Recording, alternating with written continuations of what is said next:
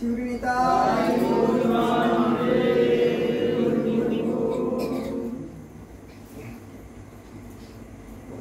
আলোচনাবৃন্দ তথা শ্রী রাধা গোবিন্দের শ্রীপাদ পদ্মাশ্রয়কারী গৌর গোবিন্দের লীলা রসকথা সুধা অমৃত আস্বাদন পিপাসু রসিক ভাবুক ভক্তবৃন্দ এবং আমার মাতৃস্বরূপিণী ভক্তিমতী মাতৃমণ্ডলী সকলের চরণ কমলে এই অধীনের শাশ্বত ধন্যবাদ প্রণতি আপনারা গ্রহণ করুন। সবাই আপনারা কৃপা আশীর্বাদ করুন যেন আগামী কণ্ঠে কৃষ্ণ কথা স্ফুরণ ঘটে।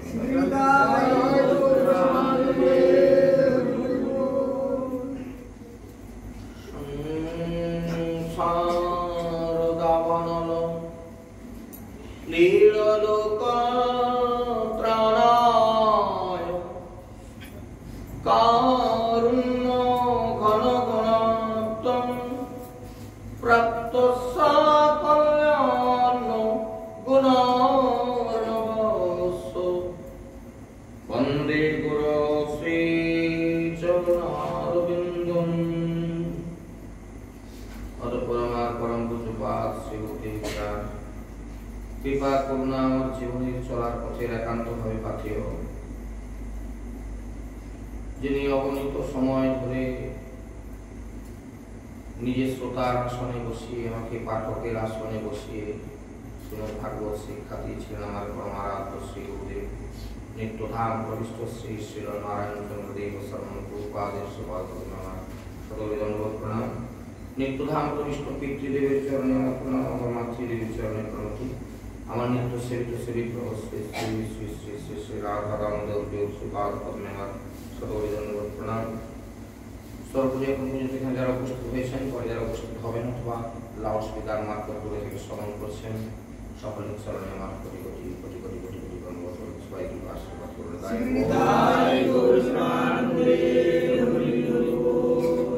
জয় জয় শ্রী চৈতন্য, জয় নিত্যানন্দ, জয় দ্বৈত চন্দ্র, জয় জয় গৌর ভক্ত বৃন্দ। তোমরা কতদিনকে শ্রী শ্রী চৈতন্য চরিতামৃতের মধ্যলীলার অন্তর্গত ষষ্ঠ পরিচ্ছেদে আলোচনা শ্রবণ করছিলাম। আজকে সপ্তম পরিচ্ছেদে আজকে যে বিষয়ের উপরে আমরা শ্রবণ করব, প্রথমেই তার প্রস্তাবনা করে দিই। ধন্যং তং নৌমি চৈতন্যং বাসুদেবং দয়ার্দধি নষ্ট পুষ্টং রূপ পুষ্টং ভক্তি তুষ্টং চকারজ। ধন্যং তং নৌমি চৈতন্যং বাসুদেব দয়ার্দধি নষ্ট পুষ্টং রূপ পুষ্টং ভক্তি তুষ্টং চকারজ।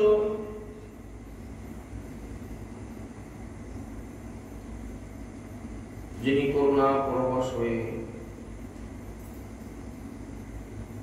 বাসুদেব নামক কুষ্ঠ ব্যাধিগ্রস্ত বাসুদেব,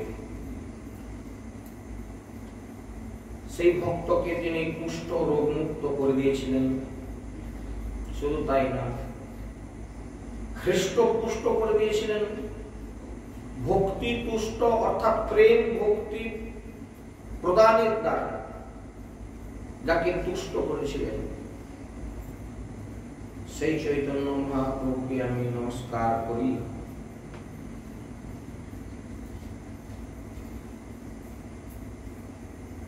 গতদিনকে আমরা সার্বভৌম ভট্টাচার্যের গৃহে মহাপ্রভুর অবস্থান প্রসঙ্গে গত কয়েকদিন ধরে আলোচনা ছিলাম।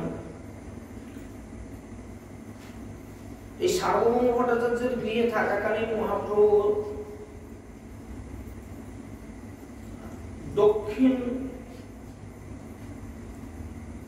দেশে অর্থাৎ ভারতবর্ষের দক্ষিণাংশে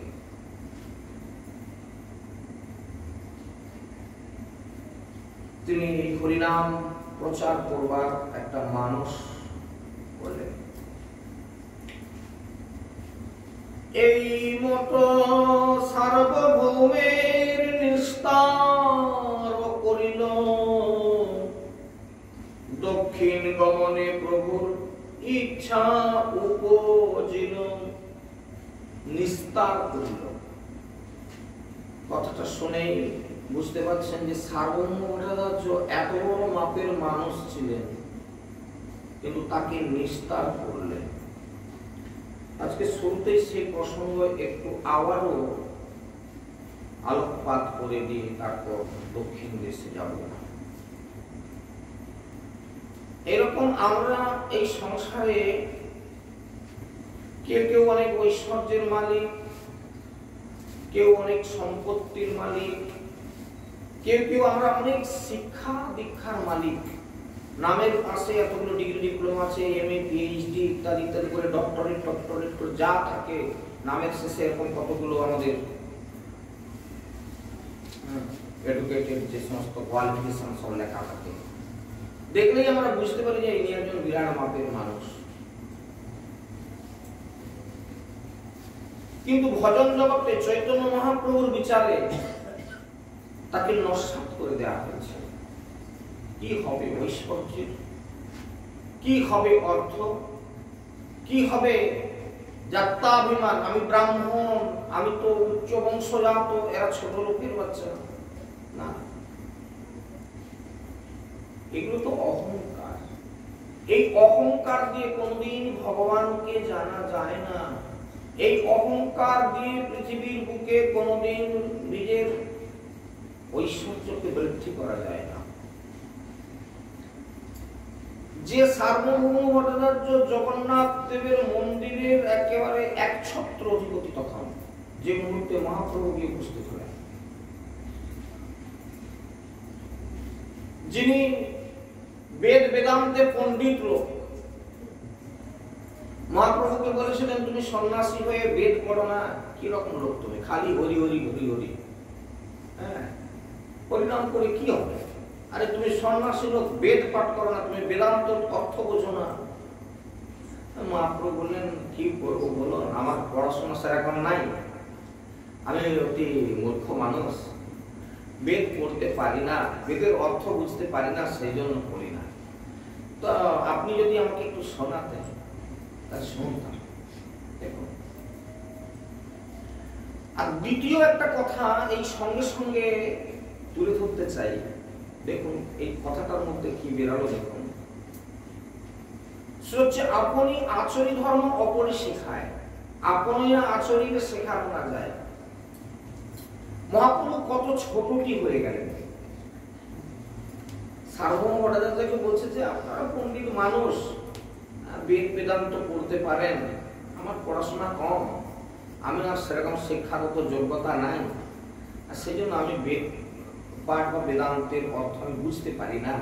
আর বুঝতে পারি না বলে আমি সেসব পড়াশোনাও করি না, কিছুই তো আমি বুঝি না। তো আপনি যদি কৃপা করে আমাকে একটু শোনাতেন তা আমি শুনতাম। সার্বভৌম ভট্টাচার্য ভাবলেন তাহলে এ নিহাত গোলমাল লোক, সন্ন্যাস নিয়েছে বটে, বাচ্চা ছেলে, তেমন কিছু বলছেন না। ঠিক আছে বসুন, আমি আপনাকে বেদান্ত শোনাবো। 7 দিন ধরে বেদ পাঠ করে শোনালেন। শুনে যাচ্ছেন, কোনো উত্তর নাই, কোনো প্রতিবাদ নাই, পাঠ করে গেলেন। কি ব্যাপার, তুমি 7 দিন ধরে শুনে যাচ্ছ, কিছুই বলছো না, বুঝলে কিনা অন্তত সেটা বলো। না হলে আমি তো প্রথমেই বলেছি আমি কিছুই বুঝিনি, আমি তো আসলে মূর্খ মানুষ, পড়াশোনা নাই, আমি কি বুঝবো বেদান্তের, বুঝি। তবে একটা কথা বুঝতে পারিনি, যা বলা চমকে গেল আর কি। সার্বভৌম ভট্টাচার্য বলে এতক্ষণ খুব লাইনে বলে যাচ্ছিলাম, বলে একটা কথা বুঝতে পারি না, সেটা হচ্ছে এই বেদান্ত দিয়ে কি হবে ভক্তি জগতে। গতকালকে অনেক বিস্তারিত বলছিলাম, আজকে আরেকটু দিগদর্শন দিয়ে মাত্র আমরা এগিয়ে যাওয়ার চেষ্টা করব। ঠিক আমাদের মতো কলিহত জীবকে আমরা যে এই জগতে বাস করি, আমরা কত অহংকার নিয়ে বাস করি। আমারও এতটা পড়াশোনা আছে, আমি আমার বাবা এখানকার ইত্যাদি ইত্যাদি মানুষ, একজন গণ্যমান্য মানুষ, আমি তাদের বাড়ির ছেলে, আমি কুলীন ব্রাহ্মণের ঘরে আমার জন্ম। এই জগতের মানুষ সবাই আমাকে নমস্কার করে, ইত্যাদি ইত্যাদি করে আমাদের কত অহংকার আছে। যে অহংকার গুলো থাকলে মানুষের মন উচ্চারণ করা যাবে না, ওইখানে আমাদের সমস্ত মনুষ্যত্ব নষ্ট হয়ে গেল। মহাপ্রভু ঠিক আপনি আচরণ করে সেই শিক্ষাই দিলেন। 7 দিন একটাও কথা বললেন না। এই জন্য যারা বেশি পাষণ্ডী তাদের কাছে কতক্ষণ মাথা নুয়ে থাকতে হয় দেখুন। মহাপ্রভু আচরণ করে দেখলেন 7 দিন সে পাঠ করে যাচ্ছে, সে তার গর্বের সঙ্গে বলে যাচ্ছে আমি এত বেদ পড়ি, এত বেদান্ত জানি, তুমি শোনো। মহাপ্রভু বসে কিছুই বললেন না। প্রতিবাদ করতে পারতেন যে তুমি কি বলতেছ, এই ভক্তি ধর্মের কাছে তুমি টিকতেই পারবে না ইত্যাদি বলতে পারতেন, তো এত বড় পণ্ডিত মানুষ বলতে পারতেন না। মাঝখানে বলে দিলে কি হতো না, সার্বভৌম ভট্টাচার্যকে উদ্ধার করা, নিস্তার করা যেত না। এই যে কথাটা ব্যবহার হয়েছে শ্লোকে, যে এই মতো সার্বভৌমকে করিলেন নিস্তার। নিস্তার কথাটা কোন জায়গায় লাগানো হয়েছে দেখুন, নিস্তার। আমরা কলিহত জীব, এই জগৎ থেকে আমাদের নিস্তার পাবো কি করে? কি করে নিস্তার পাবো? কারোরই রেহাই নাই, আমাদের নিস্তার নাই। এই সংসার যে সমুদ্রের মধ্যে পড়ে আছি, একটাই মাত্র পথ খোলা আছে। মহাপ্রভু যে পথের কথা, যে সনাতন ধর্মের কথা নতুন করে কলির জীবের কাছে তুলে ধরলেন, সেই ভক্তি জগৎ ছাড়া একমাত্র ভক্তি, প্রেম ভক্তি, কৃষ্ণ ভক্তি ব্যতীত অন্য কোনো কিছুর দ্বারাই সেটা লাভ করা সম্ভব নয়। এবং সেটা বোঝানোর জন্য নিজেকে কত ছোটটি করে দিলেন। 7 দিন ধরে তার পাঠ শুনে গেলেন, কিচ্ছু বললেন না। আমাদেরকে কি শিক্ষা দিলেন? যে যত বড়ই বক্তৃতা লোক হোক না কেন, সে অনেক বড় কথা, তুমি শুধু মাথাটা নিচু করে দাও আগে বেশি করে। সে যত উঁচু করতে চাইবে তত তুমি মাথাটাকে নিচু করে দাও। একটু সময় অপেক্ষা করুন, ও মাথা ঘুমালো বলে। এইটা হচ্ছে মহাপ্রভুর শিক্ষা। যে কারণে 7 দিন পাঠ করলেন, মহাপ্রভু একটা কথা বললেন। কি অদ্ভুত শিক্ষা! এই আচরণগুলো আমাদেরকে তিনি নিজে আচরণ করে সেগুলো শিক্ষা দিলেন। এইভাবে সার্বভৌম ভট্টাচার্য একবারে যখন দেখলেন যে গলে গেল, তার অহংকার ছিল সে জগন্নাথ মন্দিরের একজন বড় পান্ডা, তার কথাতে সবকিছু চলে। প্রত্যেক দিন যে 3 বেলা করে জগন্নাথ দর্শন করে, মাথাটা নত হওয়ার পর মহাপ্রভু তাকে বললেন তুমি মন্দিরে গিয়ে জগন্নাথ দর্শন করে আসতে যাও। কালকে বলেছিলাম কি অদ্ভুত একটা জায়গা দেখুন। আরে জগন্নাথ মন্দিরের আমি একবারে মানে টপ, একদম উপরের লোক, আমি আমার কথাতে চলে মন্দির। মহাপ্রভু তাকে এতদিন পরে ভক্তি ধর্ম শেখানোর পর, ভক্তি ধর্ম গ্রহণ করানোর পর তাকে বললেন তুমি এবার জগন্নাথ দর্শন করবে যাও। অর্থাৎ এই কথার মধ্যে যেটা বোঝানো হলো, ভগবানকে তুমি কি চিনবে? আমরা তো ভগবানের মন্দিরে যাই, আমরা বিভিন্ন দেশে বিদেশে যাই, তীর্থ দর্শন করতে যাই, অমুক মন্দির তমুক মন্দির লাইন দিয়ে সারাদিন প্রণামী দিয়ে দর্শন করে কি দেখবেন? কি দেখবেন? আমাদের এই অহংকারের চোখ দিয়ে কোনোদিন ভগবানকে দেখা যাবে না, ভগবানের লীলা মাধুর্যকে আস্বাদন করা যাবে না। তাই তো আজকে এতদিন পরে সার্বভৌম ভট্টাচার্যকে মহাপ্রভু বললেন যাও মন্দিরে গিয়ে জগন্নাথ দর্শন করে আসতে যাও। এবং সেদিন জগন্নাথকে কিভাবে দর্শন করলেন সার্বভৌম, সেটা তার নিজের উপলব্ধি দ্বারা তিনি এসে মহাপ্রভুর চরণে পড়ে গেলেন। কেন? ভক্তি জগৎকে না জানলে ভগবানকে পাওয়া যায় না। একমাত্র ভক্তি দ্বারাই তাকে কিনতে হয়, আর সেই ভক্তিটা পাওয়া যায় ভক্তের হৃদয়ে। সেই জন্য ভক্তের সঙ্গে যতক্ষণ না আপনার আলাপন হচ্ছে, যতক্ষণ না আপনি ভক্তের চরণে মাথা নোয়াতে পারছেন, ততক্ষণ ভক্তি অর্জন করা যাবে না। ভক্ত পদরজ আর ভক্ত পদজল, ভক্ত অবশেষ 3 সাধনের বল। এই সাধনটার বল হচ্ছে একমাত্র ভক্তের চরণ রেণু গায়ে মাখন। এটা শুধু আমাদের জন্য যে মহাপ্রভু নির্দেশ করে দিলেন তা না, মহাপ্রভু আগে এটা আচরণ করেছেন, আচরণ করার পর প্রচারটা করলেন। তো মহাপ্রভু কবেকার পায়ের ধুলা মাখছিল একটু জেনে রাখা ভালো, একটু জেনে নেন। আমার কেদারনাথ রায় বাবাজি মহারাজের ভাষ্যে, ভাগবত ভাষ্যে বর্ণনা করেছেন, দাপর লীলা প্রায় শেষের দিকে চলে গেল, একেবারে শেষাংশে চলে গেল। ভগবান শ্রীকৃষ্ণ দেখলেন রাধারানী আমাকে এত ভালোবাসে, এত ভালোবাসে। সর্বসময় দর্শন করার পরেও মন বলছে, সখীদের কাছে বলছে, সখীরে আমি কতদিন কৃষ্ণকে দেখি, তোরা আমাকে একটু কৃষ্ণ দর্শন করা। ললিতা ইত্যাদি সখীরা যখন রাধারানীকে জিজ্ঞাসা করছে, রাধে এই তো মাত্র তিনি এখান থেকে গেলেন, তিনি তো ছিলেন এখানে, এই তো মাত্র গেলেন, সখীরে তার লীলা মাধুর্য, তার যে রূপের ঐশ্বর্য, সে কি দর্শন করে শেষ করা যায় রে? আমি সেই মাত্র আমি তাকে এক দৃষ্টিতে আমি চিন্তা করলাম যে এক পাশ থেকে তার সৌন্দর্য দর্শন করব। সবেমাত্র বাম চরণের বৃদ্ধাঙ্গুষ্ঠের কোণাটা দর্শন করতেছিলাম, সবেমাত্র বাম চরণের বৃদ্ধাঙ্গুষ্ঠের একটি কোণা দর্শন করতেছিলাম। হায় রে সখী, তার মধ্যে তিনি চলে গেলেন, আমি আর কি দর্শন করবো? আপনারা আস্বাদন করুন ধীরে ধীরে যে গোবিন্দকে দর্শন। আমরা আসি, হ্যাঁ একটা মাথা করে দাও। আমি সেদিন প্রশ্ন তুলেছিলাম, আপনারা তো প্রত্যেকদিন আসেন মন্দিরে, গোপালকে দর্শন করেন, গোপালের চূড়ায় কটা পাথর লাগানো আছে, মণি লাগানো আছে দেখছেন? দেখেন। হাতে কি মালা আছে, গলায় কি হার আছে, কানে কি কিছু ট্যাগ লাগানো আছে, দেখেছেন কি? কেউ কেউ দেখেছেন তো হাত তুলে বলুন, কেউ দেখে। আমরা ঠাকুর দর্শন করি, আসলাম ধূপ করে ঠুকে দিয়ে বসে গেলাম, কি দেখলেন ভগবান? গোপাল কি পরে আছে, কেমন বস্ত্রটা পরা আছে, কি কি অলংকার আছে, মা তার কানে দিয়েছে কিনা? কই একজন তো কেউ হাত তুলে বলতে পারলেন না যে আমি দেখেছি গোপালের কি কি আছে। প্রত্যেকদিন তো আসলে বলুন না, মহাপ্রভু দেখালেন সেই জায়গাটা, সেই জায়গাটা দেখালেন। ভগবানকে এরকম করে জানা যায় না বাবা, ওরকম জন্ম জন্ম দর্শন করলে ভগবানকে কোনোদিন চিনতে পারা যাবে না। মহাপ্রভু ঠিক সেই জায়গাটা আমার মতো মূর্খ জীবকে আমাদেরকে সেটা চোখে আঙুল দিয়ে দেখানোর জন্য।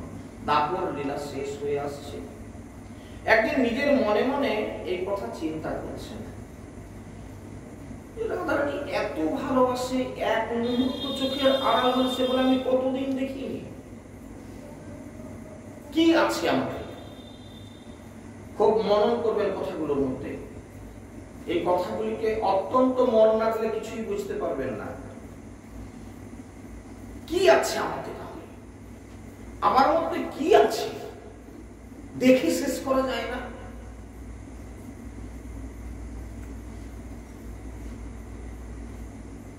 এবার একটা কথা বলি, এই যে আমাকে দেখে এত সুখ পায়, অন্যের সুখটা পায়, আমাকে দর্শন করে অন্যরা সুখ পায়, আমাকে দেখে তারা তাদের নয়ন মন জুড়ায়,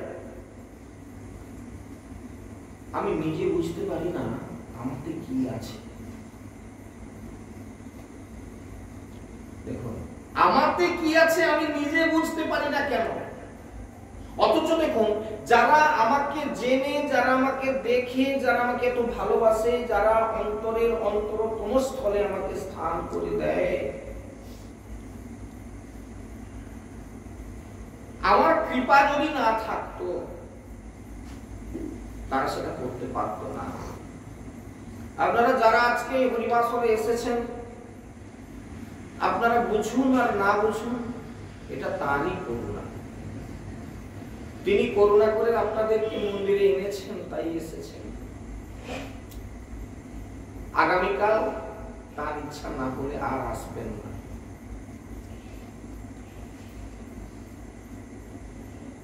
কিছু দেখা যাবে যে তার ইচ্ছায় এসেছিলেন বটে, কিন্তু তিনি ভদ্রলোক বেশিক্ষণ এখানে বসলেন না, তারই ইচ্ছায় এখান থেকে চলে গেলেন। কেন? ভগবান তাকে বললেন, বাবা তোমার এখানে অধিকার নাই, তুমি যাও। তাই তাকে ঘর পাঠিয়ে দিলেন। কিভাবে? ঘুম দিলেন, একটু বাহ্য বাইরে পেয়ে গেল, না পালিয়ে যাই যাচ্ছে, একটু কোমর যন্ত্রণা আরম্ভ করে দিল, বসতে পারছি না, আমি তার থেকে বাড়ি গিয়ে শুয়ে পড়ি, ইত্যাদি। যে কোনো ভাবে তাকে এখান থেকে সরিয়ে দেওয়া হবে।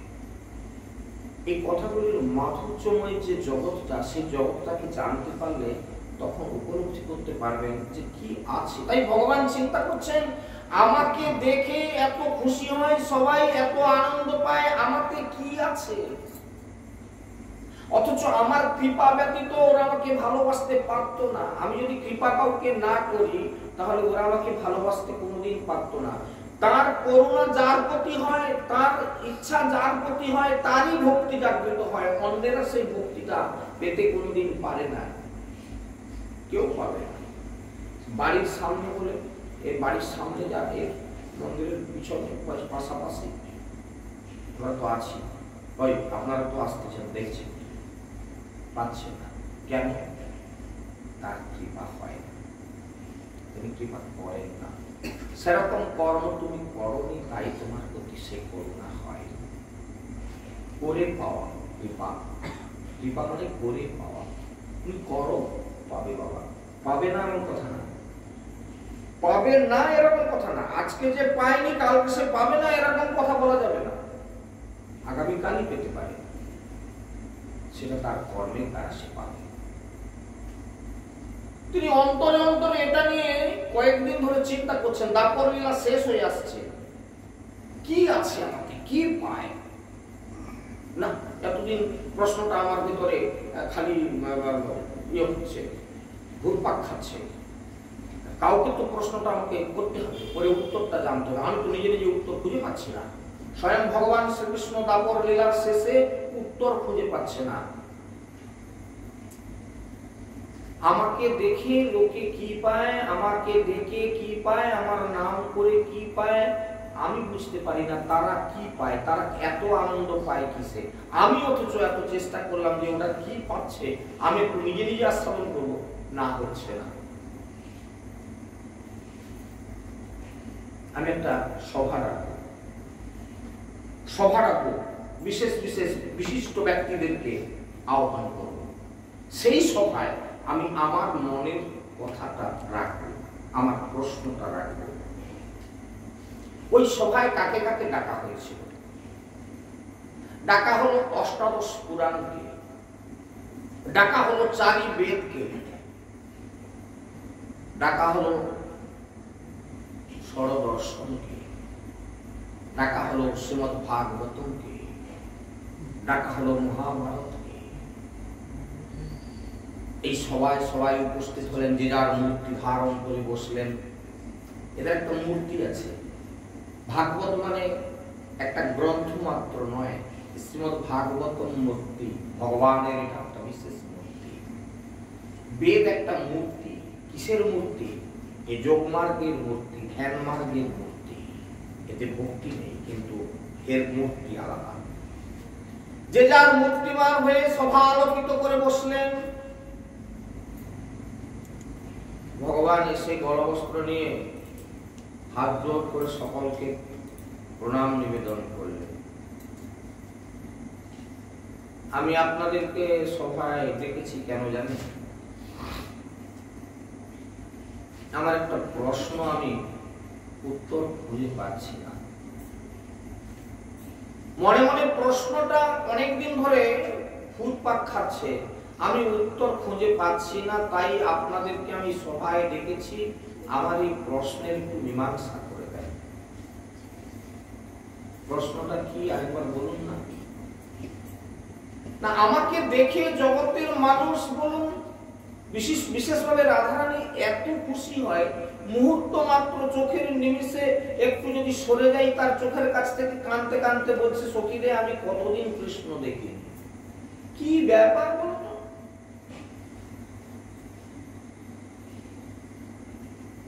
অষ্টাদশ পুরাণ নিচের দিকে মাথা করল। এরা জানে না, ভগবানের এই প্রশ্নের উত্তর জানে না, তাই 18টা পুরাণ মাথা নামিয়ে নিল। 4টা বেদ 6টা দর্শন এরা মাথা নামিয়ে নিল। এরা এই প্রশ্নের উত্তর জানে না। মহাভারত মাথা যা নামালো সে আর মুখ তুলল না। সবাই গা টিপাটিপি করছে, আরে কেউ বলো, প্রশ্নের উত্তর তো খারাপ হোক ভালো হোক আমাদেরকে ডাকছে, কেউ অন্তত বলো। কেউ কথা বলতে পারছে না। সবাই মিলে ভাগবতকে ধরলো, শ্রীমদ ভাগবত। কারণ ভাগবত হচ্ছে ভগবানের অত্যন্ত প্রিয়। ভাগবত হচ্ছে ভগবানের হৃদয়ে। ভাগবত কি, যে কথাটা অনেকবার বলেছি, আজকে আরো একবার উচ্চারণ করি। ভগবত সম্বন্ধীয় ইতি ভাগবতম। ভগবানের সম্বন্ধীয় যে লীলা কথা অমৃত যার মধ্যে বর্ণনা করা আছে সে হচ্ছে ভাগবতম। তাহলে ভগবানের হৃদয়ের কথা যার মধ্যে আছে তিনি তো ভগবানের প্রাণ, তিনি তো ভগবানের অন্তরাত্মা। তাই সবাই গা টিপাটিপি করে ভাগবতকে খুঁজছে, খালি তুমি বলো না, তুমি বলো না, উনি যে প্রশ্ন করছেন তুমি উত্তর দাও না। অবশেষে শ্রীমদ ভাগবতম করজোড়ে গলবস্ত্র নিয়ে ভগবানের উত্তর দেওয়া কি সহজ কথা। আবার উত্তরটা যেটা হবে সেটা বলতে গিয়েও গা হাত কাঁপতেছে। বলি কি করে, বলি কি করে মুখের উপরে, ভগবানকে কথা বলি কি করে। কিন্তু সবাই যখন বলছে উত্তর তো দিতে হবে। করজোড় করে শ্রীমদ ভাগবতম বলছেন, হে ভগবান, আপনার এই প্রশ্নের উত্তরটা খুব কঠিন, তথাপিও না বললে তো নয়, কিছু মনে করবেন না। আসলে কি জানেন, যারা বুঝতে পেরেছে, যারা আপনাকে ভালোবাসতে পেরেছে, তারা আপনার একনিষ্ঠ ভক্ত। আপনি তো ভগবান, আপনার আসনটা অনেক উঁচু, ভক্তের আসনটা নিচে। ও নিচ থেকে ভগবানকে দেখতে পায়, ও বুঝতে পারে ভগবানের কথা। আর আপনি ভগবান হয়ে নিজের কি আছে আপনি বুঝবেন কি করে? এই জন্য যদি আপনি বুঝতে চান তাহলে ওই দেহে বোঝা যাবে না। ওই ভগবানের আসনে বসে থাকলে বুঝতে পারবেন না, কোনোদিনই বুঝতে পারবেন না। তাহলে কি ভক্তের আসনে নেমে আসতে হবে। আপনি ভগবান থাকলে কোনোদিন বুঝবেন না, আপনাকে ভক্ত হতে হবে। আর ভক্ত হওয়াটা বড় শক্ত। আমরা খালি গর্ব করে বলি আমরা কৃষ্ণ ভক্ত, ও ভক্ত বাবাজি দেখা গেছে, এ বড় শক্ত কথা বাবা। ও বক্তৃতা দেওয়া যায়, মুখে অনেক কিছু বড়াই করা যায়, কিন্তু আমরা আদপে ভক্ত বুঝি না। ভক্তি আমরা কিরকম ভক্ত জানেন তো? ভক্তিহীন ভক্ত। তাহলে কিরকম শুনতে লাগলো? জাস্ট যেরকম শুনতে লাগলো আমরা ঠিক সেই রকমের ভক্ত। শুধু নিজের জাহির করি আমি ভক্ত। এই বড় বড় আন্নিক আছে, বড় বড় মালা আছে, এই শিখা আছে, ইত্যাদি বহু কিছু ড্রেস আছে, যে ড্রেসটা পরে আমি এখন পৌঁছে গেলে আপনারা বলবেন এর দ্বারা ভক্তি অর্জন করা যাবে না। তাহলে কি বস্তু চাই? অরিজিনালিটি দরকার। এগুলো বাহ্যিক, এই বাইরের রূপ দিয়ে কোনোদিন ভগবানকে জানতে পারা যাবে না। অরিজিনাল ভক্তির জায়গায় আসুন, চিনতে পারবে। ভগবান তো একদম হতাশ হয়ে গেলেন ভাগবতীর কথা শুনে। শ্রীমদ ভাগবতম তোমার কথা মেনে নিলাম, আমি ভক্ত হতে চাই, কি করবো বলো? আমি ভক্তই হব, কি করতে হবে আমাকে তুমি বলে দাও না। প্রভু আপনি কি জানেন না কি করলে ভক্ত হওয়া যায়? আপনার মুখের কথাই তো আমি শুনেছি, আর সেই কথাই যদি আপনি আমাকে বলতে বলেন বলবো, কিন্তু আপনি তো জানেন সব কথা। না বলেন না আমার জানা নেই, তুমি যখন বলবে আমাকে বলো। তবে কান দিয়ে শুনুন, ভক্ত পদ রজ আর ভক্ত পদ জল, ভক্ত ভুক্ত অবশেষ, তিনি সাধনেরই বল। এই ভক্ত হওয়ার জন্য যে সাধনাটা দরকার, এই ভক্ত হওয়ার জন্য যে সাধনাটা দরকার, সেই সাধনার পথে আমাদেরকে কি কি করতে হবে, কি করলে আমাদের ভক্তি অর্জিত হবে, ভগবান প্রথম কথাটাই বললেন, ভক্ত পদরজ। তুমি যত বড় হও না কেন, তোমার নামের পাশে কতগুলো ডিগ্রি আছে ও আমার জানার দরকার নেই। তুমি জানতে বামুন কি চাড়াও ও জানার দরকার নেই। তুমি পড়াশোনা কত করে আসছো, ডক্টরেট দিয়ে আসছো কিনা, ওগুলোও আমার জানার দরকার নেই। প্রথম কথা হচ্ছে ভক্তের পায়ে এসে মাথা ঠোকো। ভগবান তো একদম যেন আকাশ থেকে পড়লেন, কথা তো মিথ্যা নয়, পুরো সাংঘাতিক কথা। এত বড় কথা তো কোনোদিন আমি শুনিনি, এ কথা তো দারুণ কথা। ভক্ত পদ জল, ভক্তের চরণ ধৌত জল গ্রহণ কর, আর ভক্ত ভোক্তা অবশেষ, এই তিন সাধনের বল। এই সাধনায় শক্তিটা লাভ করতে গেলে, তাড়াতাড়ি ভক্তি জগতে পৌঁছতে গেলে এই তিনটি কাজ করতে হবে। কি? ভক্তের ভোক্তা অবশেষ। ভক্ত খেয়ে দিয়ে উঠে চলে যাবার পর তার ভোক্তা অবশেষ মহাপ্রসাদের।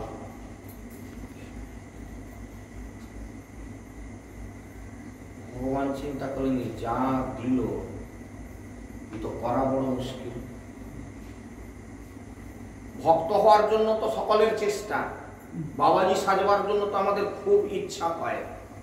কি ধুতি পাঞ্জাবি লাগিয়ে দিয়ে, শিখা রেখে দিয়ে, কেউ কেউ ডোর কপিল বহির্বাস নিয়ে, মালা মোটা রকম লাগিয়ে, তিলক মোটা লাগিয়ে বাবাজি সাজতে বহু লোকের ইচ্ছা আমাদের জাগে। বলে ভক্ত হইতে মনে বড় ছিল সাধ, আর এই ভক্তের চরণ নিতে বলতে গিয়ে পড়ে গেল বাদ। বলে দরকার নাই বা ছেড়ে দেবার। কি বোঝা যাচ্ছে? কেন এই কথাগুলো বলে নিচ্ছি? আজকের যে প্রস্তাবনা হচ্ছে এই ভিত্তিটাকে একটু মজবুত করে নিলে তারপর এই ভিত্তিতে দাঁড়াবে। দেখো, ভগবান ভাগবতের কাছে করজোড় করে বলছে, তাহলে আমাকেও কি এরকম করতে হবে? বলে আপনি যেই বা হলেন, আপনি ভক্তি যদি অর্জন করতে হয় তাহলে এই রাস্তা, এই চ্যানেল, এই রুট, এই চ্যানেল ছাড়া অন্য চ্যানেলে ভক্তি হবে না। আর ভক্তি না হলে ভগবানকে জানতে পারবেন না, ভগবানের ঐশ্বর্যকে বুঝতে পারবেন না।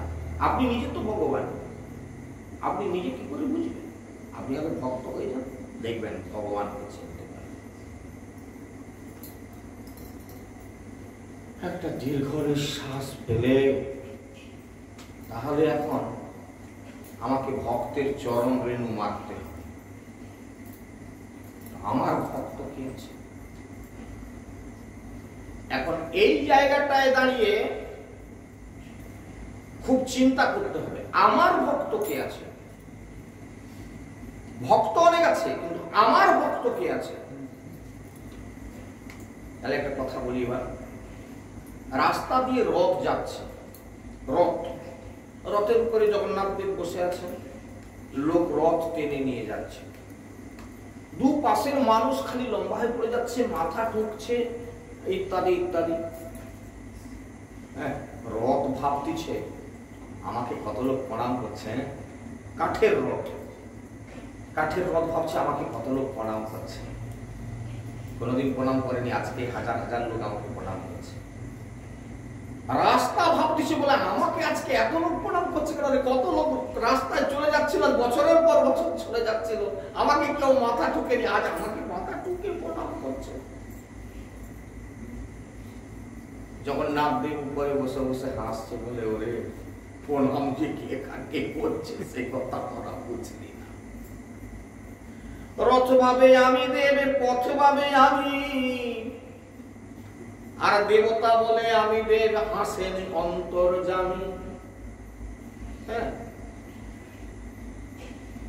ঠিক তেমনি এই জায়গায় এসে কে যে ভক্ত আর কে যে ভগবান এইটা বিচার করা কিন্তু খুব শক্ত। ভগবান ভাবতে লাগলেন আমার ভক্ত কে আছে। জগতে যারা গর্ব করে বলে যে আমি ভগবানের ভক্ত, আমি কৃষ্ণ ভক্ত, এরা আসলে সব ডুপ্লিকেট। এবার প্রমাণ দেখুন, একেবারে জায়গাটাকে নিগুড় ভাবে জেনে নেওয়ার চেষ্টা করুন, একেবারে টু দি পয়েন্টে। সবাই ভক্ত বলতে বড়াই করছে, কিন্তু আমার ভক্ত কে আছে, কে ভক্ত হতে পারে? দেখুন ভগবানের জন্য কতটা হৃদয় খোলা থাকে তবে ভগবানের ভক্ত হওয়া যায়। এবার দেখুন একদম শ্রীমদ ভাগবতমের অন্তরের মধ্যে প্রবেশ করে দেয়।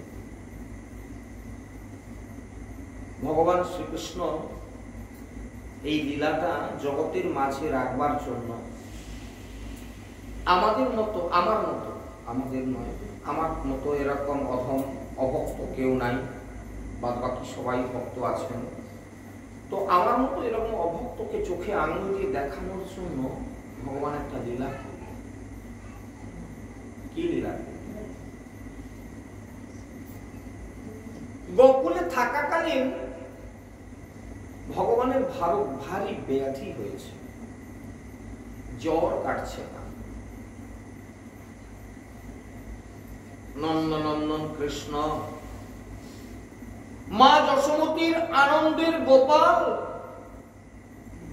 ভারী অসুস্থ, মাথা তুলতে পারছে না, মা ভাবতে পারছে না আমি গোপালের জন্য কি করি, গোপালকে আমি কোথায় নিয়ে যাই। বৃন্দাবনে যত ডাক্তার কবিরাজ ছিল দেখানো হয়ে গেছে, কেউ গোপালের এই ব্যাধি সারাতে পারে না। মাথা যন্ত্রণা করছে আর জ্বর করছে, কিছুতেই ভালো হচ্ছে না। মা যশোমতী একদিন কাঁদতে কাঁদতে রাস্তার ধারে দাঁড়িয়ে কাঁদছে আর বলছে, ওগো তোমরা সবাই কান দিয়ে শোনো, আমার গোপালের ভারী অসুখ, যদি কেউ আমার গোপালকে সুস্থ করে দিতে পারে, সে যা চাইবে আমি দিয়ে দেবো। তার মুখে তো বড় শোভনীয় বটে, রাজার ঘরে রানী, তো তার তার অভাব নাই, দিতেই পারে। আমরা এটা বলতে পারি না, কিন্তু তিনি বলতে পারেন। তাই বলছে আমার গোপালকে যদি কেউ ভালো করে দেয়, সুস্থ করে দেয়, সে যা চাইবে আমি দেব। ঠিক এমন সময় একজন বৈদ্য রাস্তা দিয়ে যাচ্ছে, বলছে আমি হলাম ধন্বন্তরী বৈদ্যগণ, যে যেখানে থাকুক না কেন, যার যেরকম ব্যাধি থাকুক না কেন, আমি সবাইকে সুস্থ করে দিই। তো যারা যারা কানে শুনছিল যে মা যশোমতী এরকম করে কাঁদছে আর বলছে, তো তারা সবাই গিয়ে মাকে খবর দিল, মা একজন বৈদ্য এসেছেন, তিনি বলছেন সমস্ত প্রকার ব্যাধি সারিয়ে দিতে পারেন। বলে ওরে ছুটে চল দেখি, চল কোথায় চল। রাস্তায় দৌড়ে গিয়ে বলছে, বৈদ্য বাবা আপনি একটু আমাদের বুঝিয়ে আসুন না, আমার ছেলেটা অনেকদিন একটু ভারী অসুখ, একটু দেখবেন। মা যশোমতীর কথা শুনে রাস্তা থেকে ওই বৈদ্য বাবা নন্দ মহারাজার গৃহে আসলেন। গোপালকে পরীক্ষা করে দেখলেন, গোপালকে পরীক্ষা নিরীক্ষা করে দেখে বলছে, মা এ তো খুব কঠিন ব্যাধি গো। মা যশোমতীর মুখটি শুকিয়ে গেল, বলছে তা কঠিন হোক, কিন্তু কি সারবার মতো নয়, সারবে না? সারবে মা, কিন্তু সে বড় কঠিন ঔষধ। তুমি এরকম করে বলো না, যত কঠিন ঔষধ হয় তুমি বলো কি করতে হবে। বলো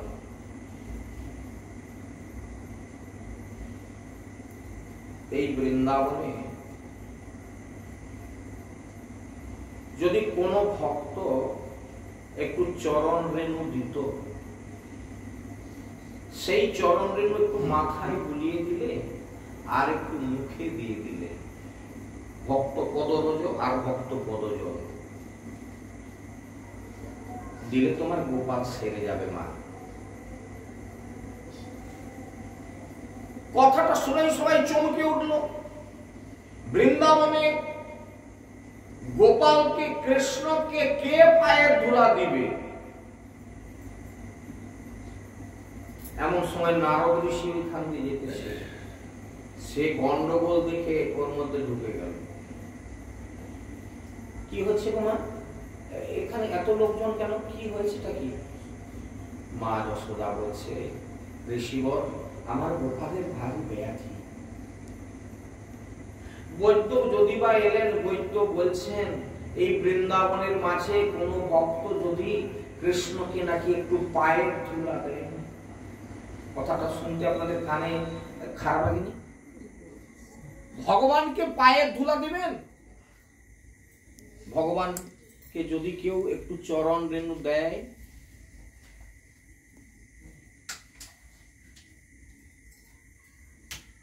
সেই চরণ রেণু একটু যদি তার মস্তকে দেওয়া হয় আর তার মুখে একটু দেওয়া হয়, তাহলে নাকি ব্যাধিটা সারবে। কি করতে পারি জানেন ঋষিবর?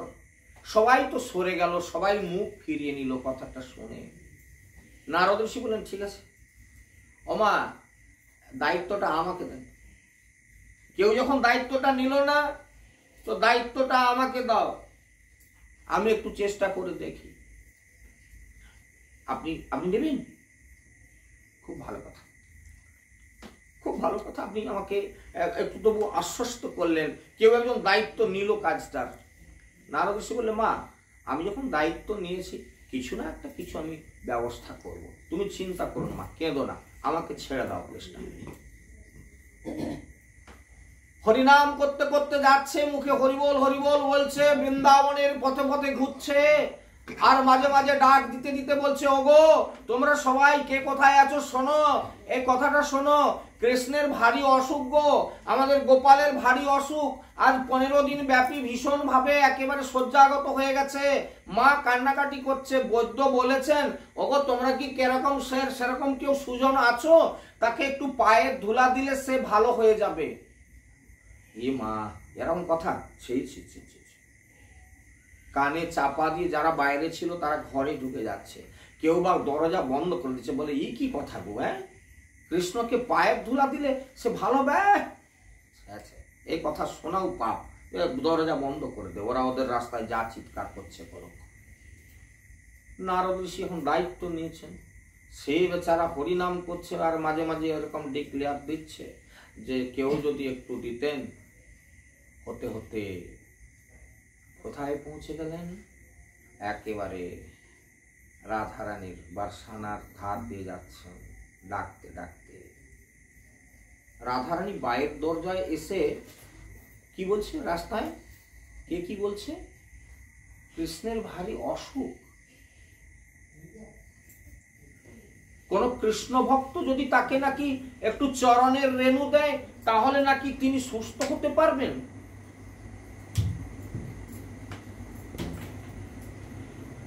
রাধারানী অপেক্ষা না করে একেবারে রাস্তায় নেমে আসলেন ছুটে। ওগো কে বলছেন এ কথা, একটু দাঁড়ান, এ কথা কে বলছেন, একটু দাঁড়ান দাঁড়ান। নারদ ঋষি পিছন ফিরে তাকান, কেউ যেন ডাকছে। কে গো? আপনি যেন কি বললেন, আরেকবার বলুন না। ও আচ্ছা, বলছি যে গোকুলে কৃষ্ণের ভারী অসুখ, গোপালের ভারী অসুখ, আজ 15 দিন ধরে শিরক পীড়া হচ্ছে, মাথা তুলতে পারছে না, জ্বর ছাড়ছে না। একজন বৈদ্য বলেছেন, যদি কেউ চরণের রেণু দিত, একটু ধুলি, চরণ ধুলি, ব্রজবাসী কোন ভক্ত যদি একটু চরণ ধুলি দিত, তাহলে সেটা নাকি গোপাল সেরে যাবে।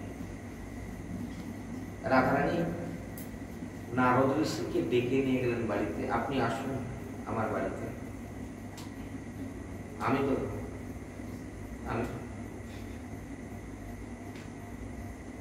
আমি চরণ ধুলি দিয়ে যদি আমি নরকে যাই, ক্ষতি নাই।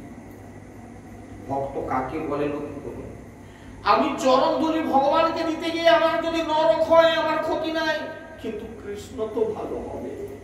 তার যে অসুখ শুনে আমার ভিতরটা ছারখার হয়ে যাচ্ছে, আমি সহ্য করতে পারছি না। আপনি আসুন। আমি বলব, কিসে করে নিয়ে যাবেন? ধুলিটা নিয়ে যাবেন কিসে করে? নারদ ঋষি উত্তরীয়টা পেতে দিলেন, উত্তরীয়টা পেতে দিলেন, রাধারানীর চরণ দুটি তাতে ছেড়ে দিলেন।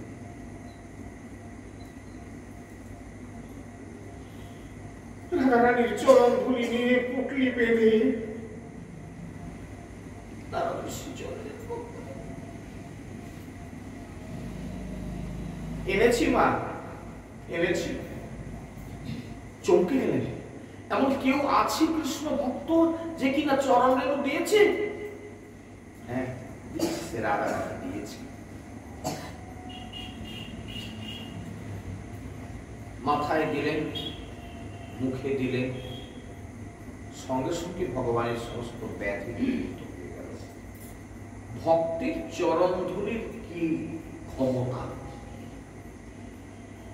একজন হাত তুলে বলুন এবার, আমরা তো সবাই কৃষ্ণ ভক্ত, আমরা সবাই কৃষ্ণ ভক্ত।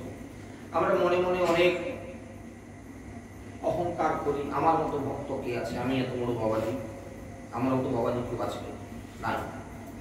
একজন কেউ এবার বলুন যে আমি সেরকম একজন কৃষ্ণ ভক্ত যার চরণ ধুলির দ্বারায় ভগবান সেরে গেল। মাথাটাকে নিমাতে হবে। তাহলে বোঝা যাচ্ছে যে আমরা কিরকম কৃষ্ণ ভক্ত। টেস্ট করা গেল, ভক্ত টেস্ট হয়ে গেল না? বুঝতে পারলেন না কেউ? যদি গুজরাট না থাকে তাহলে বলেন। ভগবান বললেন যে যদি ভক্ত থাকতে হয়, আমাকে যদি কেউ ভালোবেসেই থাকে, আমার যদি একান্ত ভক্ত থেকেই থাকে, তিনি হচ্ছেন রাধারানী। আমি তার চরণ ধুলি নেব, চরণ ধুলি মার।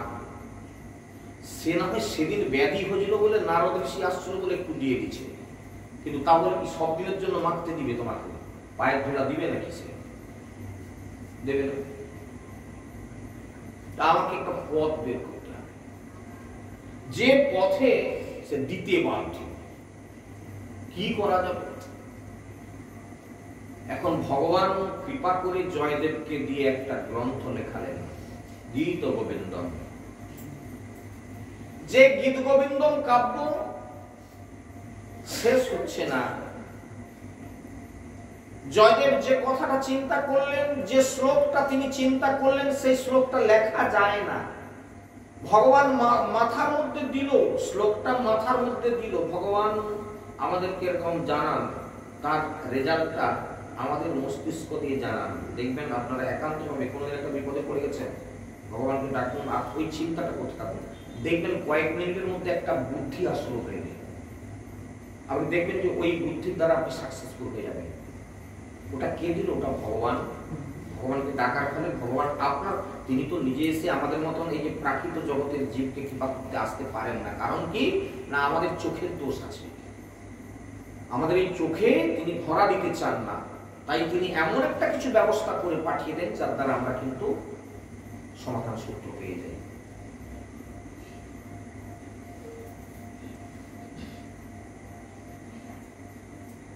কি চিন্তা করলেন শ্লোকটা পূর্ণ করবার জন্য? সরগরল খণ্ডনং মম শিরসি মুণ্ডনং, সরগরল খণ্ডনং মম শিরসি মুণ্ডনং। কিন্তু পরের লাইনটা লেখা যাচ্ছে না, এটা এ পর্যন্ত লিখলেন। মাথাটা নোয়ানো পর্যন্ত করতে পারা গেল, মাথাটা নুয়ে দিলেন, মম শিরসি মুণ্ডনম। কিন্তু পরের লাইনটা পূর্ণ করতে গেলে লিখতেই হবে আমাকে দেহি পদ পল্লবম রাম। কিন্তু না, রাধারানী তুমি আমার মাথায় চরণ দুটা তুলে দাও, এ লেখা যায় না, এ লেখা যায় না। অনেকক্ষণ ধরে মাথা চুলকাচ্ছে, আর কিছুতেই আর কিছু করতে পারছে না, লেখা শেষ করতে পারলেন না। ইচ্ছাটা ছিল যে এটা লেখা শেষ করে দিয়ে স্নান করতে যাবেন, মধ্যাহ্ন করবেন, কিন্তু হলো না। স্ত্রীকে বলল, থাকলো, কি হয় গো, আমি স্নান করে আসি, আর আমি সহ্য করতে পারছি না, আমার মাথা খালি যেন যন্ত্রণা করছে, আমি মাথায় আর কিছু ভাবতে পারছি না, থাক। জয়দেব স্নান করতে চলে গেল। ভগবান দেখলেন, জয়দেব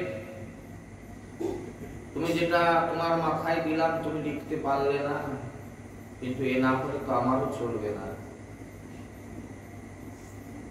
তিনি নদীতে স্নান করতে যাচ্ছেন, সেই ফাঁকে ভগবান জয়দেবের মূর্তি ধারণ করে ঘরে ঢুকে গেল। তার স্ত্রী দাঁড়িয়ে আছে, দেখলো, কি ও তুমি ফিরে আসলে, স্নান করতে গিয়ে ফিরে আসলে কেন? একবারে জাস্ট যেরকম বেরিয়ে গেলেন স্নান করতে, তেল তেল মেখে গামছা ঘাড়ে নিয়ে, একটা জলের ঘটি নিয়ে, ঘটি দিয়ে জল আসবেন, ভগবানের সেবা টেবা আছে কর্ম, নদী থেকে জল আনবেন, যেরকম বেরিয়ে গেলেন তেল মাখা অবস্থায় আর গামছা ঘাড়ে, ভগবান ওইরকম রূপ ধারণ করে, জয়দেবের রূপ ধারণ করে ঘরে ঢুকলেন। তার স্ত্রী জিজ্ঞাসা করল, কি গো তুমি স্নান করতে গিয়ে ফিরে না? বলে ওই যে লেখাটা আমি লিখতে পারছিলাম না, মাথায় এসে গেল, তাই ভাবলাম ওটা আগে লিখে আসি, সেই জন্য আমি ফিরে এলাম। ওই দাও তো, আমি এটা লিখে শেষ করি, কলমটা দাও আর ওই গ্রন্থটা দাও। স্বয়ং ভগবান জয়দেবের রূপ ধারণ করে এসে লিখে দিলেন, দেহি পদ পল্লব উদাহরণ। আর তা যদি না লিখি, আমি গ্রন্থের প্রমাণ যদি লোকের কাছে না দিতে পারি, তাহলে রাধারানীর চরণ রেণু দিতে পারবো না। তাই নিজে হাতে লিখে দিয়ে স্নানে চলে গেল। কিন্তু জয়দেব স্নান করে এসে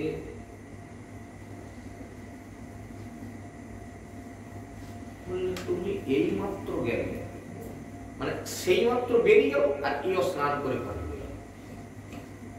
তাহলে অস্নাত অবস্থায় সে যদি এসেছিল, নদী তো অনেকটা দূর, তাহলে সেখানকে আমরা যেতে হবে, স্নান করতে হবে, তুমি এখনই এলে কি করে? কি বলছো বলো তো তুমি?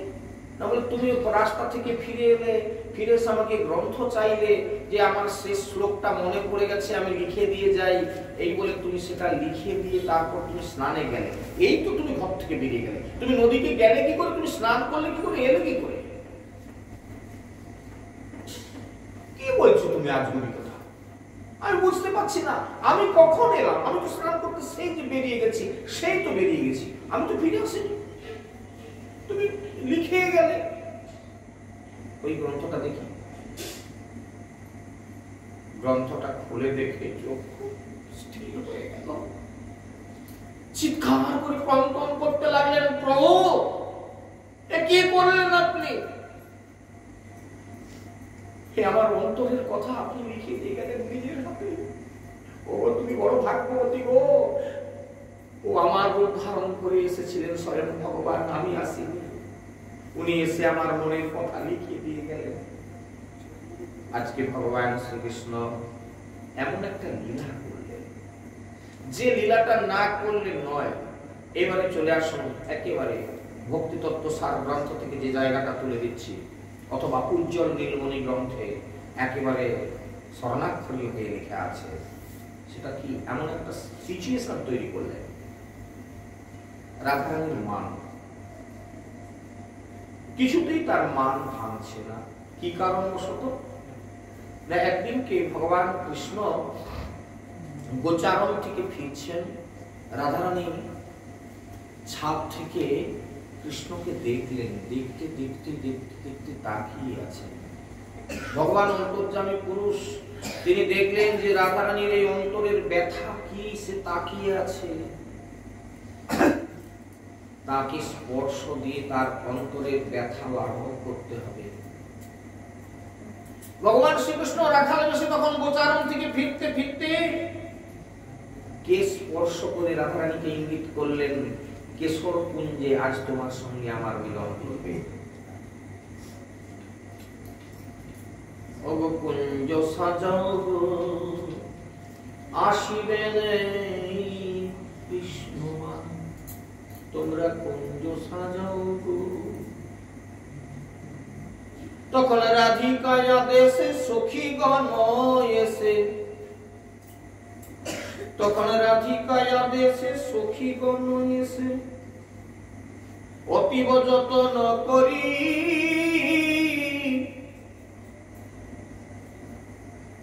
কি করলেন? যত্ন করে প্রথমে পুষ্প চয়ন করলেন। ফুলের চির ফুলের প্রাচীর ফুলেতে ছাইল ঘর, পুষ্প দিয়ে একটি কুঞ্জ সাজালেন।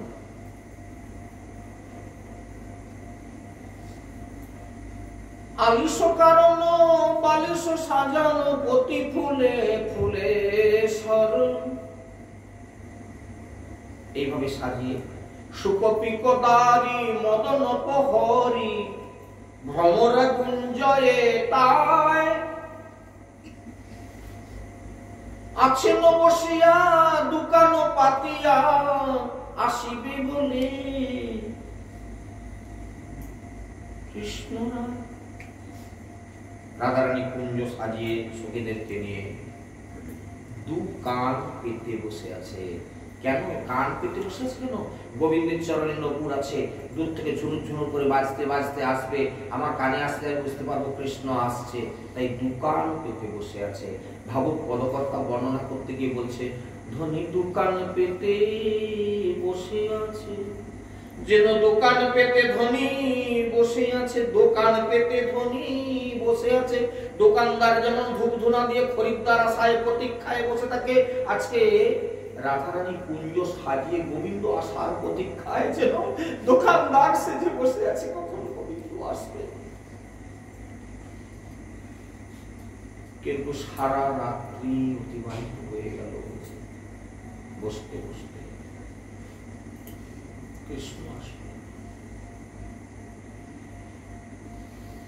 ললিতাকে ডেকে বলছে, ললিতা রে, এই কুঞ্জ সাজানো আমার বৃথা হয়ে গেল, তিনি তো এলেন না। সখী এসব তোরা নিয়ে যা, নিয়ে গিয়ে ওই যমুনার জলে ভাসিয়ে দে।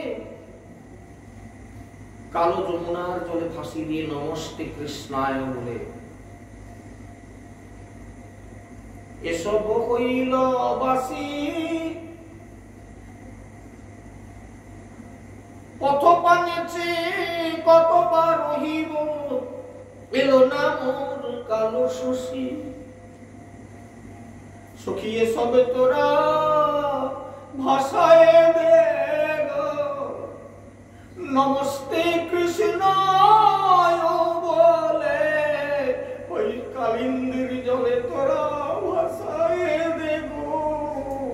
আমি জানবো যে ওই কালো যমুনার জলকে কৃষ্ণ ভেবে এই কৃষ্ণ অঙ্গে সমর্পণ করে দে আমার জন্য সব সাজসজ্জা। তিনি যখন এলেন না, ভোরের বেলা সখীরা যে সব যমুনার জলে ভাসিয়ে দিল, রাধারানী আলোলায়িত কেশোদামে নয়ন জলে ভাসছেন বসে বসে। এমন সময় গোবিন্দ আমার আসছেন। এই এত বেলা কোথা ছিলেন? কেন আসতে দেরি হলো? ভগবান যখন সংকেত করেন, এই সংকেতটা অনেকে জানতে পেরে গিয়েছিল। রাধারানীর আরেকজন খুব ঋষি সখী ছিলেন, যার নাম চন্দ্রাবলী। চন্দ্রাবলী যখন শুনল যে রাধারানীকে কে স্পর্শ করে ভগবান একটা ইঙ্গিত দিয়েছে যে কেশর কুঞ্জে তোমার সঙ্গে দেখা হবে, তাই ওরা সবাই সেই কুঞ্জ সাজিয়ে বসে আছে। আমি তার আগের দিকে একটা কুঞ্জ রচনা করে দিয়ে, কারণ আমারও সঙ্গে অনেকদিন আগে কথা ছিল যে আমাকে বলেছিল চন্দ্রা তোমার কুঞ্জে এসে একদিন তোমার ইচ্ছা পূর্ণ করবো, সেই ইচ্ছা পূর্ণ হয়নি। আজ রাধারানীর ইচ্ছা আমি পূর্ণ করতে দেবো না, আমি তার মাঝ রাস্তায় গেল। চন্দ্রাবলী কুঞ্জ সাজিয়ে বসে আছে, ঝুনুক ঝুনুক করে নুপুর বাজিয়ে ভগবান কৃষ্ণ চলে যাচ্ছেন। চন্দ্রাবলী রাস্তার মাঝে দাঁড়িয়ে ছিল, সে তো অন্বেষণ করছে, বলে কে বাজায় কে বাজায়, ও যে নপুরের ধ্বনি শোনা যায়, কে বাজায় নপুর বাজায় যায়। কে যাচ্ছ গো? আরে কে যাচ্ছ বলো না। বলে আমি আমি। আরে আমি তো নামটা বলবে নাকি? আমি বলে কারো নাম আছে? আর নামটা তো বলবে। আরে আমি কৃষ্ণ গো, কৃষ্ণ। কি বললে? কৃষ্ণ? আমি তো এমন নাম বৃন্দাবনে কোনোদিন শুনিনি। এক আছে উৎকৃষ্ট, না হলে আছে নিকৃষ্ট। কি বলেন আপনারা? এক আছে উৎকৃষ্ট আর এক আছে নিকৃষ্ট। তো আপনি কোন কৃষ্ণ, উৎকৃষ্ট না নিকৃষ্ট? কৃষ্ণ বলে না না, ও তুমি বুঝবে না। আরে বুঝবো না বললেই হলো, তুমি দাঁড়াও। বুঝবো না বললেও হলো, তুমি দাঁড়াও। এরকম বুঝতে পারি না। আমি ভক্তের কাছে ভগবান কোনো সময় জারি জুরি তার চলবে না। ধরা পড়ে গেল চন্দ্রাবলীর কাছে। চন্দ্রাবলী কৃষ্ণকে টানতে টানতে নিয়ে গেল কুঞ্জে। কি ঠাকুর, মনে আছে কতদিন হয়ে গেল আমি তোমার পথপানে চেয়ে আছি, তুমি আমার কথা দিয়েছিলে, ভাই সময় হলো না। আজ যখন তোমাকে সময় মতো লাগে পেরেছি, আজ তোমাকে ছাড়বো না, চলো আমার কুঞ্জে। বলে না গো, আজকে ছেড়ে দাও, আমি একটু খুব ব্যস্ত আছি। আসলে দাদাও এসেছে, বলছে আমি একটা বাছুর হারিয়ে গেছে। বলে বাছুর খুঁজে দিব আমি, বাছুর খুঁজে দিব আমি, তুমি চলো পরে কথা হবে। বলে তুমি কত চালাক লোক, আমি চিনি। বাছুর হারিয়ে গেছে, এই মধ্যরাত্রে বাছুর হারিয়ে গেছে না। বলে যতে করা খাল মোরা চলিনু তোরা, একে বাছুরি হইল হারা। ও চন্দ্রাবলী জানো, সেই গাভীটা সেই বাছুরটার জন্য হাম্বা হাম্বা বলে চিৎকার করছে। কি করি বলো, এই রাত্রিবেলায় জন্য বাছুর বুঝতে পেরেছি। সব জারি যদি তোমার জানা আছে, আমার তুমি চলো। ভক্তের কাছে কোন রূপ ডুপ্লিকেট চলবে না বাবা। ধরে ফেলে ভক্তরা, বড় শক্ত। ভগবানেরও জারি যদি চললো না। নিয়ে গেল, নিয়ে গিয়ে চন্দ্রাবলী কি করলো, কৃষ্ণকে নারী সাজিয়ে পুজো করেছিল। চোখে কাজল পরালো, কপালে সিঁদুর বিন্দু দিল, শাড়ি পরালো। নীলাম্বরী, অনেক কথা থেকে গেল, এত কথা বলতে গেলে আর সময় পাওয়া যাবে না। নীলাম্বরী শাড়ি পরিয়ে এরকম করে সাজসজ্জা করে পুজো করলো। এবার নিশি যাপন, একই সজ্জায় নিশি যাপন করলো। এই নিশি যাপন করতে গিয়ে একটা কথা বলে দিই, পট করে কেউ প্রাকৃত চিন্তা করে ফেলবেন না। রাধা গোবিন্দের এই অপূর্ব যে অপ্রাকৃত লীলা, এই অপ্রাকৃত লীলাকে কেউ প্রাকৃত জগতে টেনে আনবেন না। সাধারণ নায়ক নায়িকার, সাধারণ নারী পুরুষের মিলনকে রাধা গোবিন্দের সঙ্গে তুলনা দিতে যাবেন না, ভুলে পড়ে যাবেন। সেই জন্য আগেই সাবধান করে দিলাম আমার কথাটা বলার আগেই। চন্দ্রাবলী তাকে নিজের কুঞ্জে নিয়ে বাহু বেষ্টন করে নিদ্রাগত হলেন। হাতে ছিল কঙ্কন, মায়েদের হাতে শাঁকা, লুয়া, চুড়ি করে অনেকগুলি থাকে একটা।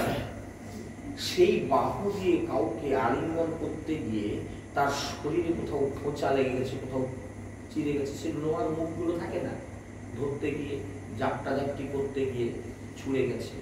একটু একটু রেখাপাত হতে পারে, রক্ত মুখ হতে পারে, চিরে যেতে পারে, হয়ে গেছে। নিদ্রায় সারা নিশি কেটে গেল।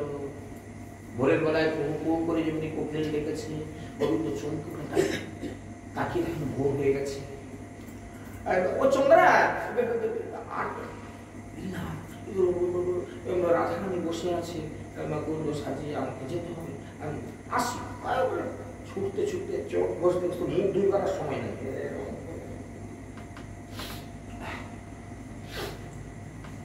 ছুটছে আর হচ্ছে।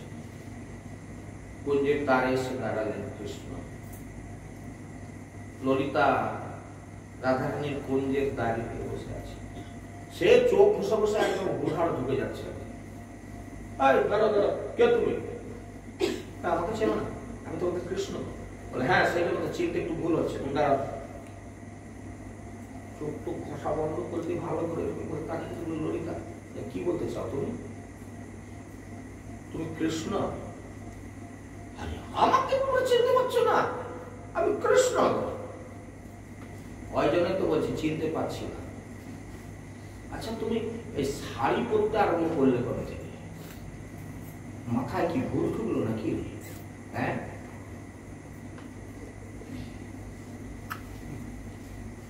সর্বনাশ। এই চন্দ্রা যে আমাকে শাড়ি পরিয়ে সেজেছিল, আমি যে সেটা খুলে একটা অন্যরকম পরে আসবো সে তো ভুলে গেছি। এখন তো সাধতে হবে কিছু একটা দিয়ে।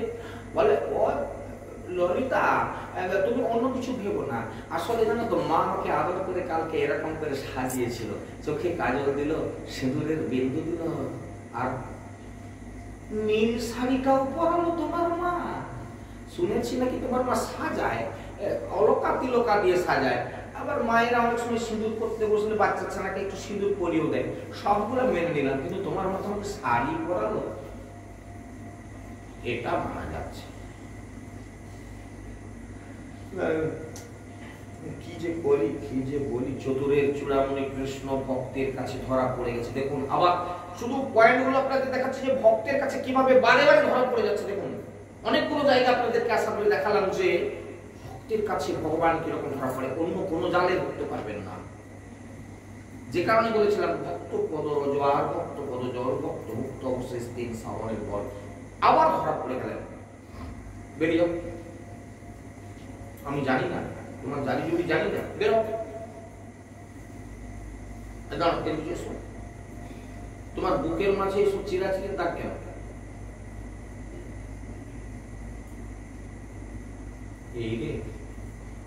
এই যে চন্দ্রাবলী আমাকে যখন জড়িয়ে ধরতে গিয়েছিল, জাপটা জাপটি করতে গিয়ে হাতে সে কঙ্কন ছিল, যত সব ছুরি শাঁকা আর ইত্যাদি ইত্যাদি লোহার টোয়া করে সেই সবে ধাক্কা লেগে ছোড়াছুড়ি হয়ে গেছে। বা এটাকে আমি সারি কি করে বলে না, আমি আসলে জানো আমি তাড়াতাড়ি আসতে গিয়ে কাঁটা ঝাড়ের উপরে পড়ে গেছিলাম, ছোটাছুটি হয়ে গেল। কাঁটা ঝাড়ের উপরে পড়ছি, কোন কাঁটা ঝাড়ের উপরে পড়ছিল আমি কি জানি না। বলে দেখো চন্দ্রা, তুমি অন্য কিছু বলো না আমাকে, আমি সত্যি বলছি। হ্যাঁ তুমি কত সত্যবাদী আমি কি চিনি নি। বেরিয়ে অরাধে তোর কৃষ্ণ এসেছে, দাঁড়ান আপনি দাঁড়ান, আমি আচ্ছা ঠিক আছে নিহাত যদি যাবেন ভেতরে তাহলে যা বলবো। আমি কি, আমি তো তার দরজার লোক, তাকে একটু জিজ্ঞাসা করে আসে। মনিবের বাড়িতে আমি চাকরি করি, আমি দরজা ঘেরার লোক নাকি? মনিবের হুকুমটা অন্তত নিতে হবে, হুকুম নিয়ে আসে। অরাধে তোর কৃষ্ণ এসেছে। অমনি পাগলের মতো ছুটে যাচ্ছে, বলে দাঁড়িয়ে দাঁড়িয়ে এই করে নারী জীবনটা মানুষের নষ্ট হয়ে গেল। খালি বলে ভাতারের নেয় না যে রমণী, সে কিনা হয় ভাতারের সোহাগী। যাকে নেয় না সে এত সোহাগ দেখাচ্ছে। দাঁড়া, আমার কথা শোন। কি বলছিস ললিতা, এ কি কথা? তুই কি দেখেছিস কৃষ্ণ কিভাবে এসেছে? সে কোনো একজনের কুঞ্জে নিশি যাপন করে তার সিঁদুর টিঁদুর গোটা মুখে টুখে চারদিকে লেগে আছে, বক্ষ মাঝে তার কঙ্কনের চিহ্ন সারা অঙ্গ ভরে গেছে, যেন একটা কোথায় মানে ধস্তাধস্তির চিহ্ন তার শরীরে, সেরকম অবস্থায় পৌঁছে গেছে। তোর জন্য এই পুরুষ জাতিটা পেয়ে বসেছে। শোন আমার কথা শোন, আর যদি না শুনবি তুই থাক, আমি চললাম। বলে ললিতা তুই আমায় ছেড়ে যাস না। দাঁড়া, কি তোকে মান করতে হবে? বলে সখী রে, আমি মান তো বুঝি না, কেমন করে মান করতে? আরে সব শিখিয়ে দেবো, সব দায়িত্ব আমার। অধবদনে বসে থাকবি, ওই এসে যত সাদাসাদি করবো না, কোনো কথা বলবি না, মুখ খুলবি না। কৃষ্ণ যদি চলে যায়, চলে তো যাবে, যাওয়ার জন্য একটু ব্যবস্থা। সখী রে, আমি যে তাকে ছেড়ে থাকতে পারবো না, এর জন্যই তো তোর এই অবস্থা। একটু ডিমান্ড তৈরি করতে হবে। এখন তো আমরা আছি নাকি, এত চিন্তা করছি। রাধারানীকে বলে বুঝিয়ে তাকে মান শিখিয়ে কৃষ্ণ বলছে ললিতা তুমি আমাকে ভিতরে যেতে দাও না। ও যাবে, আচ্ছা যাও।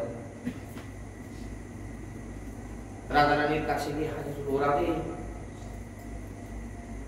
তোর মুখ তোর কথা কর, আমি যে এসেছি গো, তুমি আমায় চিনতে পারছো না?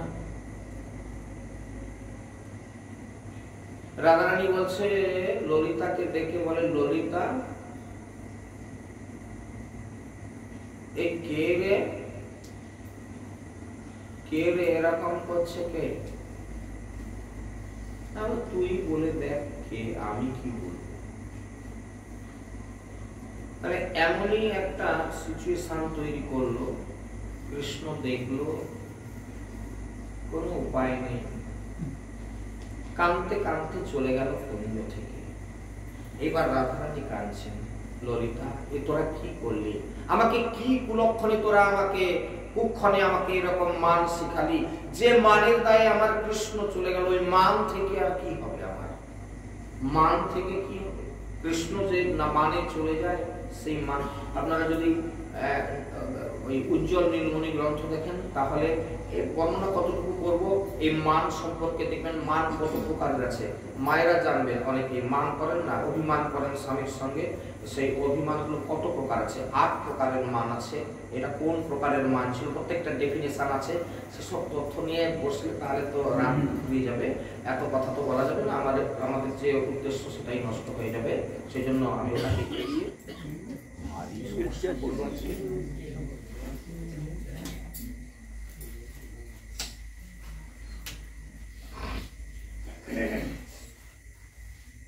কৃষ্ণ যখন চলে গেল, রাধারানী কাঁদছেন।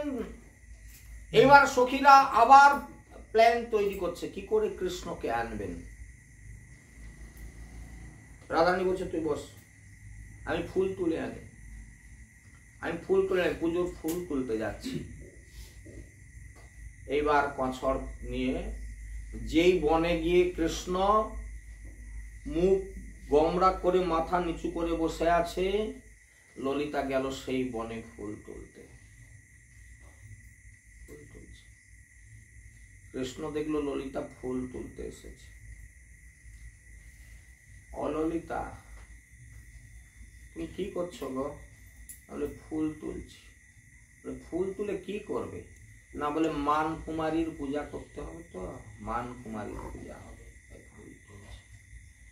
ছুটে এসে তখন এবারে ললিতাকে ধরে বলছে, ললিতা তুমি একটা কিছু বন্দোবস্ত করে দাও, আমি সহ্য করতে পারছি না, যাতে করে আমি রাধারানীকে আমার ফিরে পেতে পারি, তুমি তার একটা ব্যবস্থা করে দাও। তো আমার কাছে কেন? তো যাও না, তুমি তো, আমি তো তোমাকে ছেড়ে দিলাম, তো যাও। বলে দেখো তোমরা একটু আমাকে সাহায্য করো। তাহলে শোনো একটা কথা বলি, একটাই মাত্র উপায় আছে, তুমি যে যদি রাধারানীর চরণে ধরতে পারো তাহলে দেখব চিন্তা করি। তো গোবিন্দ দেখলেন পথ তো আমি করে রাখছি আগে থেকে, সরগরল খণ্ডনং মম শিরসি মুন্ডনম, মাথাটা নিচু করে রাধারানীকে গিয়ে বলছেন তোমার চরণ দুখানি আমার মাথায় তুলে দাও।